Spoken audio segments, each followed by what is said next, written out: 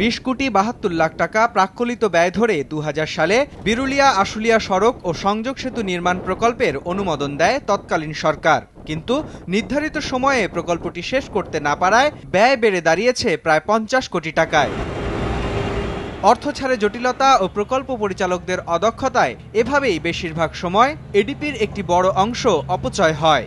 আবার অনেক সময় খরচ না করায় বরাদ্দ অর্থ ফিরে যায় সংশ্লিষ্ট মন্ত্রণালয়ে, যার ফলে প্রতি বছরই সংশোধন করতে হয় এডিপির আকার। এই যখন বাস্তবতা, তখন আসছে অর্থবছরে প্রায় 92,500 কোটি টাকার উন্নয়ন বাজেট দিতে যাচ্ছে সরকার, যার প্রায় 34,500 কোটি টাকাই বিদেশি উন্নয়ন সহযোগী সংস্থাগুলো থেকে আসবে বলে আশা করা হচ্ছে।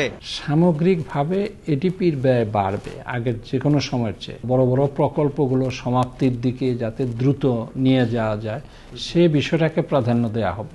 যে প্রকল্পগুলো রূপান্তর ঘটায় অর্থনীতি বা দ্রুত ভূমিকা রাখে অর্থনীতি উন্নয়নে, বরাদ্দের ক্ষেত্রে সেগুলো প্রাধান্য পাবে। এর পাশাপাশি এবারের বাজেটে গুরুত্ব থাকছে মানব সম্পদ উন্নয়নমূলক প্রকল্পগুলোতেও। তবে অর্থনীতিবিদরা বলছেন, বড় অঙ্কের এ টাকা ঠিকভাবে কাজে লাগাতে সরকারের উচিত সবার আগে উন্নয়ন সংশ্লিষ্ট দফতরগুলোর দক্ষতা বৃদ্ধির দিকে নজর দেয়া। যেসব প্রকল্প যথাযথভাবে বাস্তবায়িত হচ্ছে না সেগুলোর কি ভবিষ্যৎ হবে সেটা বিবেচনা না করেই যদি নতুন প্রকল্পে দেওয়া হয়, তাহলে আসলে এই ধরনের উন্নয়ন বাজেট দিয়ে এগিয়ে যাওয়াটা খুব সুন্দর হবে না। যে রাস্তাটা 5 বছরে তৈরি হলো, তারপর সেটা হয়তো 10 বছর টিকে থাকার কথা ছিল, সেই রাস্তাটা যখন 2 বছর পরেই ভেঙে যায়, আমরা কোনোদিন দেখি না যে ফেরত গিয়ে যে নিয়ে এটা ইমপ্লিমেন্ট করেছে তাদের কোনো শাস্তি হয়েছে। আমরা আজ পর্যন্ত অন্তত সাধারণ মানুষ সেটা দেখিনি।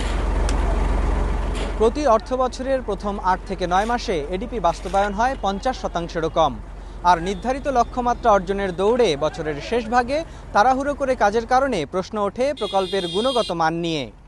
তাই এবারের বাজেটে প্রকল্প বাস্তবায়নের ক্ষেত্রে সুশাসন ও সংশ্লিষ্ট দপ্তরের দক্ষতা বাড়ানোর দিকে বিশেষ নজর দেওয়ার তাগিদ দিয়েছেন বিশ্লেষকরা।